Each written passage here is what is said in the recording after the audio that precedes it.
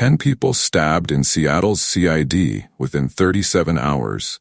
Man in custody. Seattle. A man was taken into custody after 5 people were stabbed in Seattle's Chinatown International District Friday afternoon.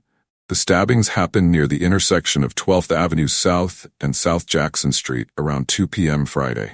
The Seattle Police Department confirmed 4 victims were transported to Harborview Medical Center for treatment, and 1 other person was released at the scene. A Harborview spokesperson said the 4 victims were in critical condition as of 4:45 p.m. Friday.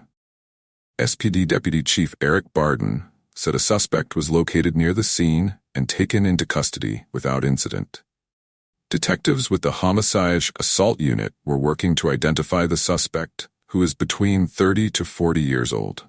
Barden said a weapon was recovered from within the vicinity of the suspect, and that another knife was still in one of the victims that was taken to the hospital. A total of 10 people were stabbed in the CID in about a roughly 37-hour period, according to Barden. All lanes of South Jackson Street were blocked between 12th Avenue South and 10th Avenue for over an hour, while Seattle police and fire crews were at the scene. The Seattle Department of Transportation said all lanes reopened to traffic around 3:30 p.m. Witnesses to Friday's attack said the suspect walked up and stabbed the victims with no provocation or interaction. He was just cold as ice running around stabbing people, said Kevin Greiner. I see a man stab him in the back with a big knife. The knife stuck in his back.